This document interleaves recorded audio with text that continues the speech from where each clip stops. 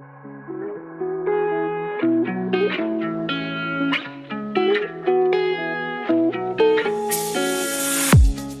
listening to an AINC original podcast. We believe you don't have to do life without a compass. Let us be your guide on this amazing journey. Welcome to Navigating Life with Vision Loss. Hello, this is Kim Wardlow. I'm your host for Navigating Life with Vision Loss.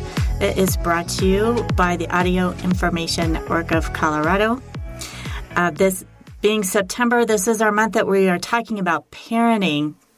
Last week, we talked with Aaron Huey, and he talked about parenting when your child is suffering with addiction issues, and not only the need for willingness to be able to change, but being able to have the capacity to change and what allows that to happen. So I would highly recommend that episode.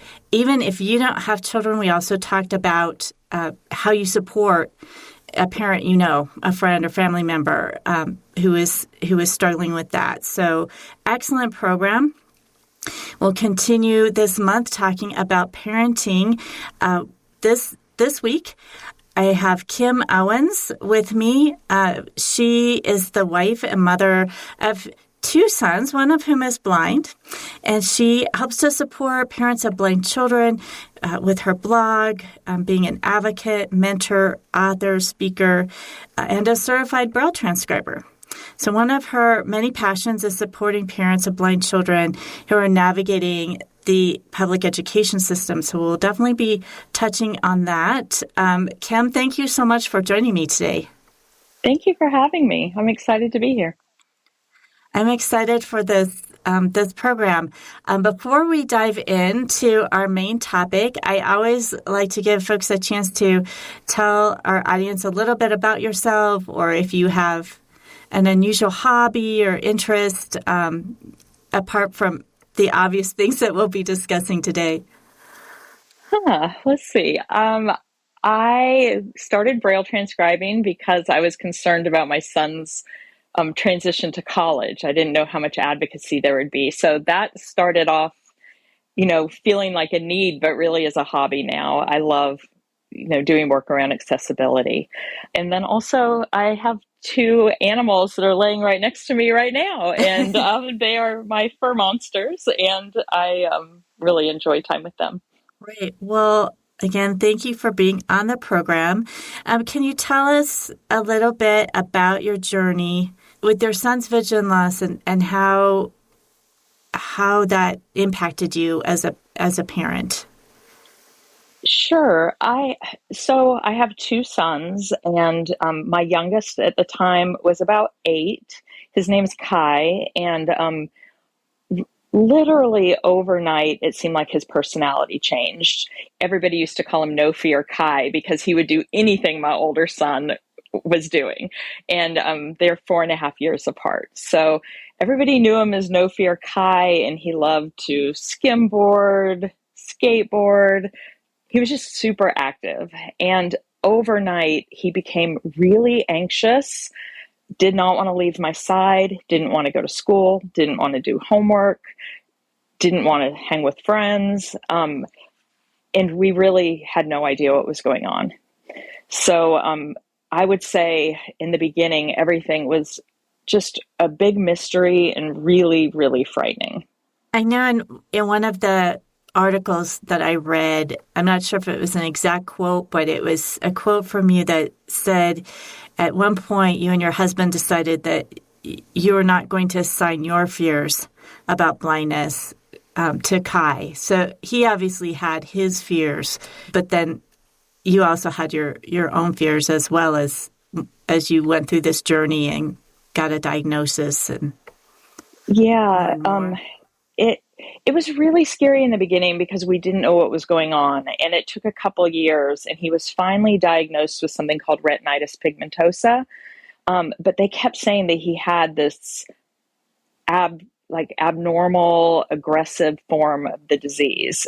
In the beginning, the doctor said Kai had RP and that it was aggressive and, different than what they typically see.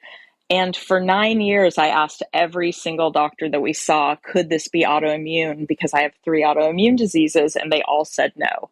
Well, it turns out after some genetic testing and some autoimmune testing that he is the only recorded case of somebody having 4 mutations to their ABCA4 gene, which typically is a Stargardt's, but he has a different mutation. And that is combined with autoimmune retinopathy. So, in the beginning, they said that he would lose his sight very slowly and probably retain his sight into middle age. But the reality is, I'm so grateful that we really pushed for his accommodations and his training, because he lost his sight very quickly. He lost his central vision, sort of like Stargardt's. And then the autoimmune retinopathy stole his peripheral sight. So currently he has just one small spot of sight on his far left periphery. So we were just really confused and really scared, and we didn't know anybody that was blind. We live in a rural area outside of Savannah, Georgia.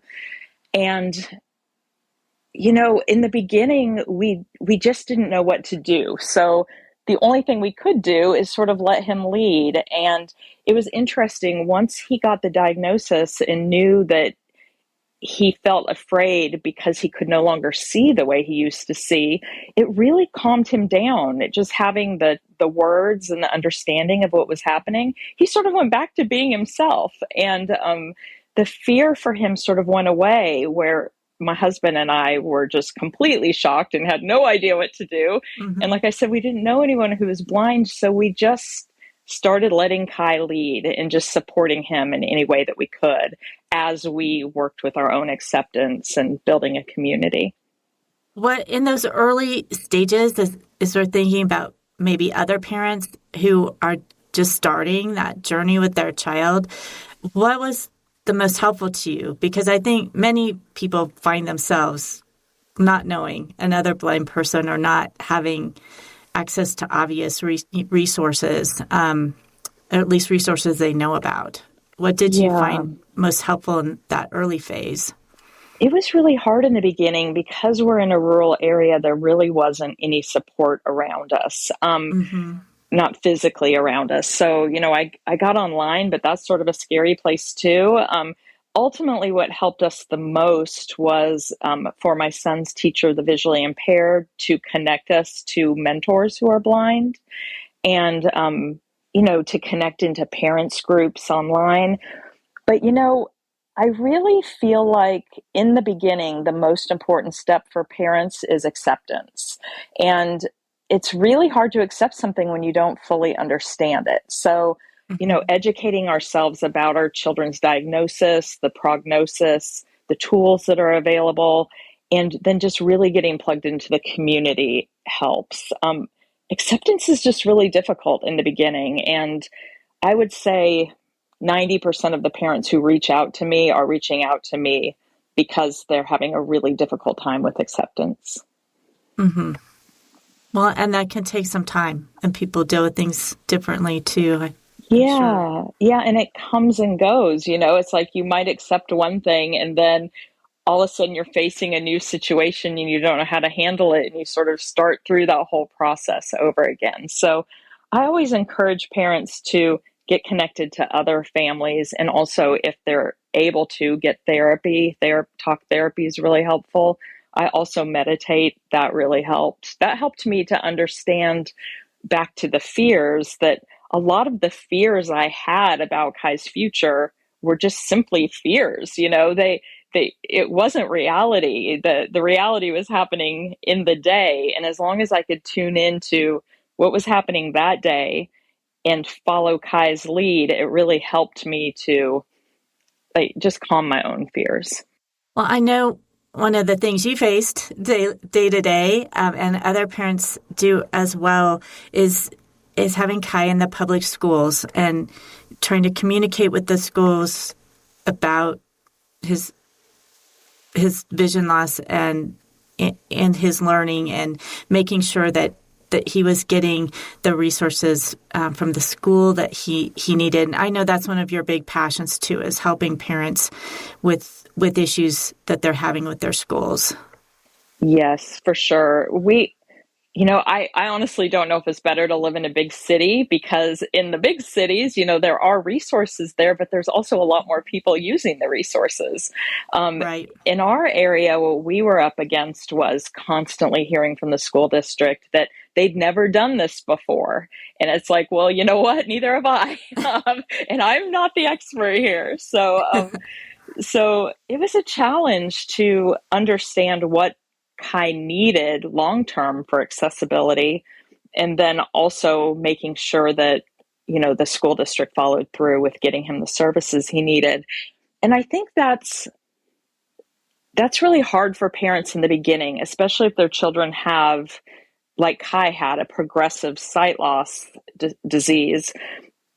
The school districts will often say, well, they don't need that right now. And that is not an okay answer. I mean, the reality is children with progressive sight loss diagnosis have the right to accommodations and to services before their child needs them, so that by the time their child does need to transition to Braille or transition to using a white cane, they have those skills. It makes their transition so much easier than waiting until they need Right. them, or waiting until they age out of the school district and, IEPs are no longer a thing. So I always encourage parents, if their school district's trying to do a 504 plan, which truly just is accommodations, I always push them to get an IEP. An IEP allows for services and training plus accommodations.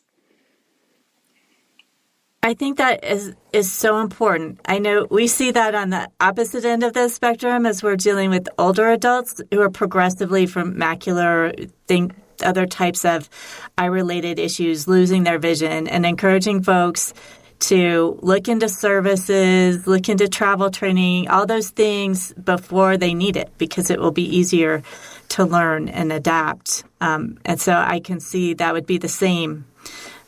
Yes, for it's a so child. true. Why wait? Right, why wait? And I think that plays back into the acceptance thing. A lot of times parents, the school districts are saying they don't need that yet. And as a parent, sometimes it's easier to think, oh, okay, we don't have to deal with that yet. But the Right. reality is, the more we can prepare our children on the front end, the easier the transition to sight loss will be in the long term. And that proved true for us. And I've seen it, prove true time and time again with other families. There's the academic aspects of school, and then there's all the extracurricular activities and things like that. I know Kai is the only known blind person who's a sponsored skimboarder, and he skates and he surfs as That's well right. as being a drummer.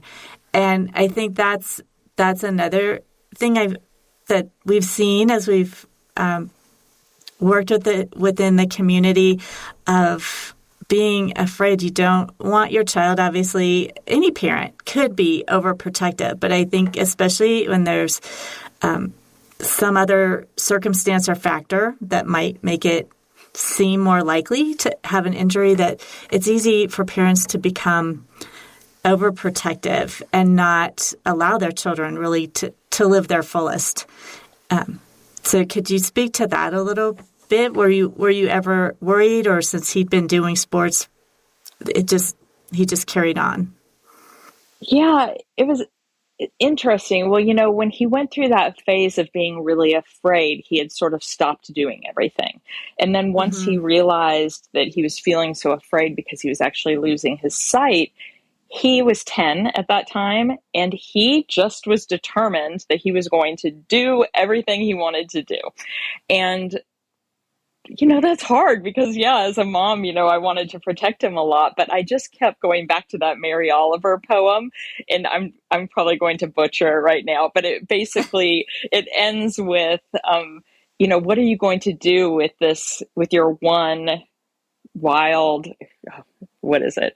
Something wild and precious life, something like that. Mm-hmm. And I really just didn't want to stand in the way of Kai's life. I wanted him to follow all of his passions and dreams. So anytime he had something he wanted to do, I would look at my older son and think, is that something I would have let Cash do at this age? And if the answer was yes, then I just sort of sucked it up and said, okay, we're going to figure this out. And so we would just make sure that he had the proper training, the proper accommodations, and we would just move forward with it. So when he wanted to learn to surf, we went to a surf camp for blind families.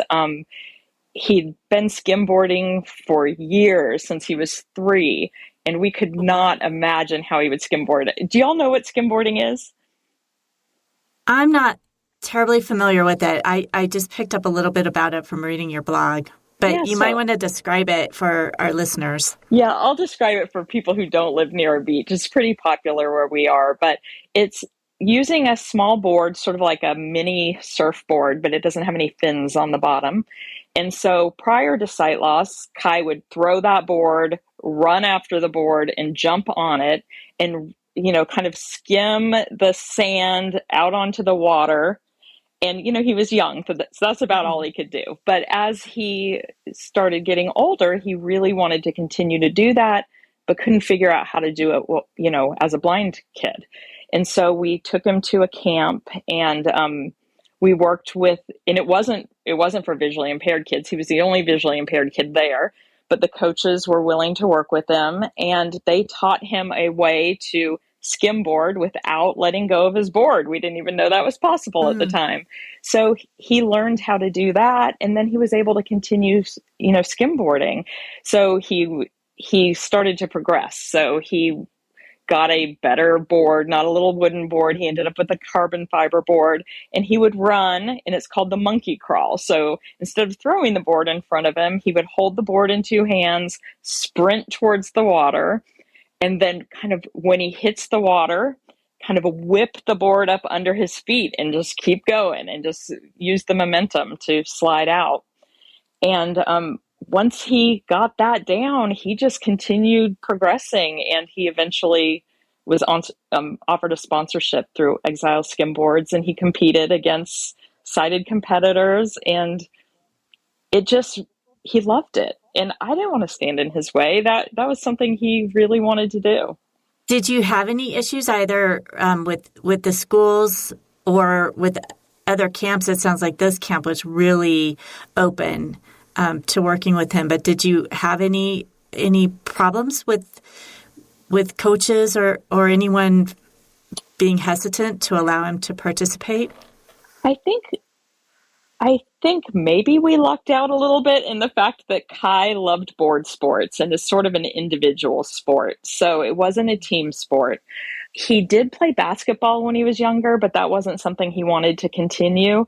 But when it came to board sports, the entire community was so supportive, and the trainers and coaches were always willing to accommodate what he needed. At one of the competitions he went to, he wore so some of the accommodations we made is he would wear a jersey that said blind athlete on it. So that way the other kids would see him and know, and it was a bright yellow jersey. And so like during the timed competitions, they would have like 3 minutes to catch waves. A pro would go down to the beach with him and would call out the waves so that he, normally it would take him a lot longer to catch waves if he's relying on himself, but the pro would call it out for him. So he's always just been embraced by the board sports community. Well, that's great. That's great that he didn't have a lot of challenges to allow him to do that. But I would think if a parent did face challenges, that it would be similar to the academic challenges, that you just need to be the advocate. That's right. And like understanding what your child would need to be successful is really important to be able to communicate. A lot of times people are more than willing if they understand exactly what it is that you're asking for. They, like me in the beginning, they might have never met a blind child, and they might, have an instant reaction like, there's no way we could do that. It wouldn't be safe. But a lot of times if you approach them and say, this is my child, he's very interested in this, he's, very outgoing, he's a fast learner, we are willing to take the risk, we're willing to sign waivers, we we're willing to do anything that you think needs to be done to make this safe for him, whether it's like pads, helmets, things like that. Mm-hmm. A lot of times, at least in our experience and other families I've met, the more we can educate on the front end, the easier it is for people to sort of meet us halfway. Well, and often if an individual has had good training, it's not always obvious immediately that they have vision loss, and so people might not realize that they need some accommodation or yes, that that's anything's so different. true. That's so true, and that's something else I would add with regard to sports and schooling. Anytime you can involve your child in those conversations so that they can hear you talking about what they need and how it could work, it teaches them so that then when they're in a situation, they know, like, these are the things I could say. These are the things that they might want to know on the front end. So Kai always attended all of his IEP meetings. At some point, he started taking over his IEP meetings, and I was just there as his backup. So the more we can include our children, the more self-confidence they'll have. We always taught Kai that his educational needs were not special. I'm not a fan of the term special education. Accessible education, inclusive education, that's covered by law. It's his right to receive those services. So a lot of times I feel like in the term special education, parents and children sometimes feel like, oh, I'm asking them to do me a favor. This is something special. And the reality is it's a right. It is Kai's right to have an accessible education. And he grew up knowing that and hearing that. And now that he's in college, he's a wonderful self-advocate. I was going to say, I'm sure all that involvement and teaching from you has really benefited him now that he's in college and off on his own and living on his own. It has. And, I wouldn't know any of this if it wasn't for the wonderful mentors that we were connected to in the early days. And he has one mentor, specifically, who's just had such a huge impact on his life and my life.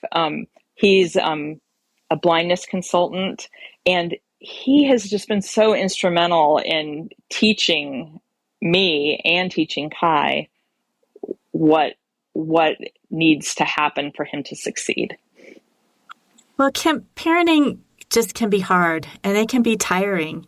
And then when you add on needing to do additional advocacy for your child because of vision loss or some other condition, I could see where that could just add to that.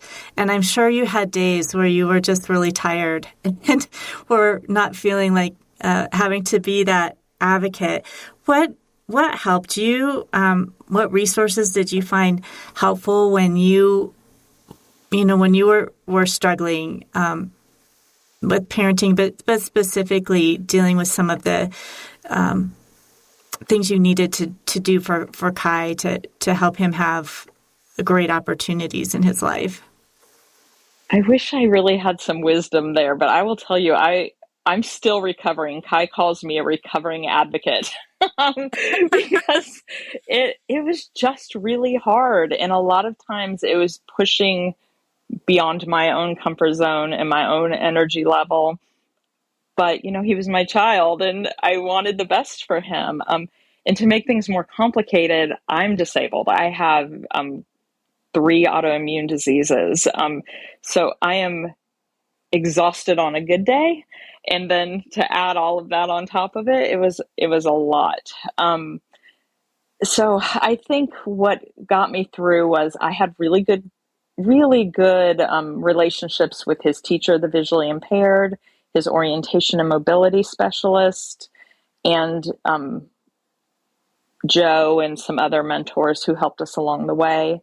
And Joe also taught me something that really helped me was, I can't fix everything for everybody. Sometimes you feel so strongly and you're like, this has to happen. But the reality is I just needed to focus on what Kai needed, right then and take it one step at a time and choose my battles. For me, it was super important that he be a Braille reader and that he be an independent traveler.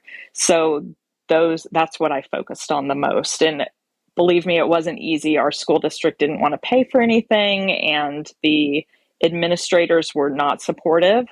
But thankfully, he had a really good TBI, good O&M, and he had me. I wasn't about to back down. And my husband worked for the school district, so he always felt like he couldn't be involved because we were worried about his job, about things backfiring.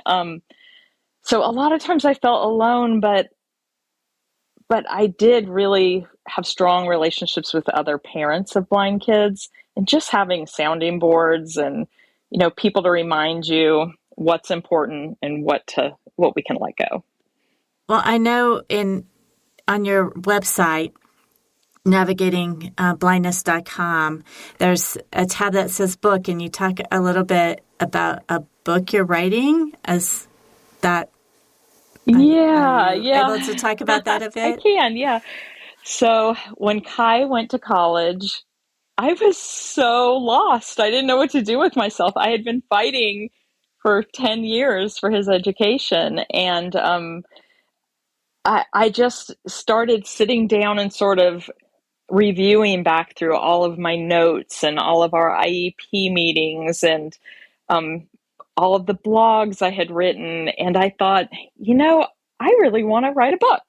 And I had no idea how to write a book. So I just started writing. And once I got through the first draft, I got in touch with an editor and worked with her for the next year. And I just got signed by an agent. So, congratulations. Thank you. So the book is going out on submission and at the end of this month, and I'm hoping to find a really good publishing partner. But the book is really just our journey from the day of diagnosis till Kai's transition to college. And he actually writes the final chapter as an adult attending college and living independently.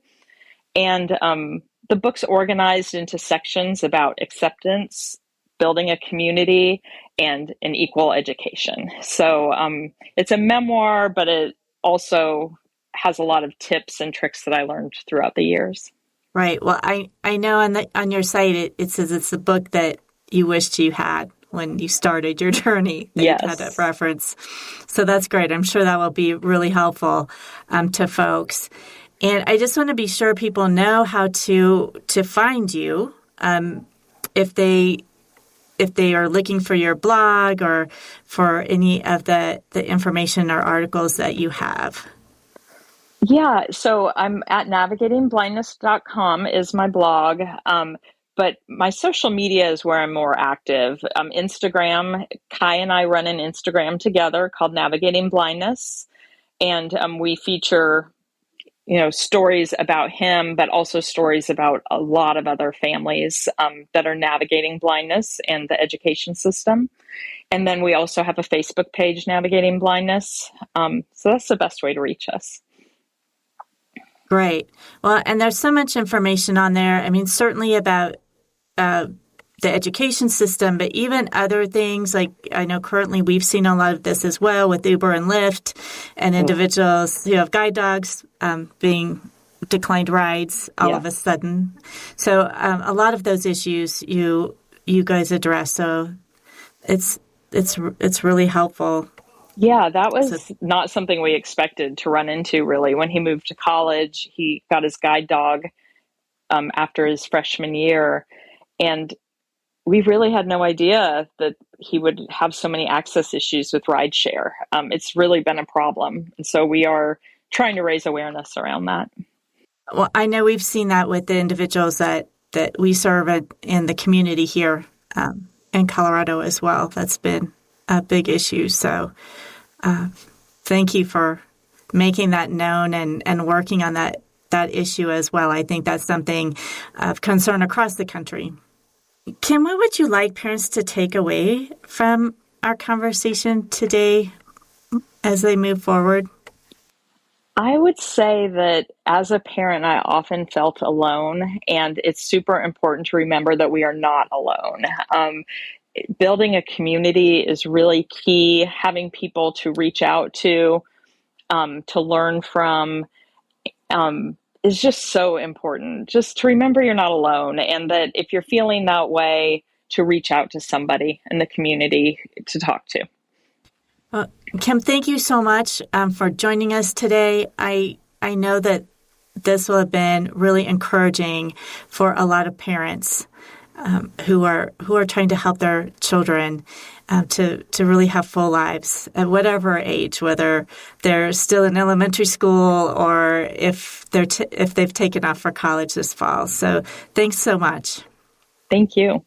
So next week, we will be joined by Cindy Price, who's been in education for almost 30 years and has experience not only with the public school system, but also in corrections and homeschooling. And we'll be talking about what parents should know about the art of saying yes and no, and how to communicate with your teachers and administrators to set your child up for success. So we hope you join us for another episode next week. And we hope that all of these programs help you navigate your life with vision loss.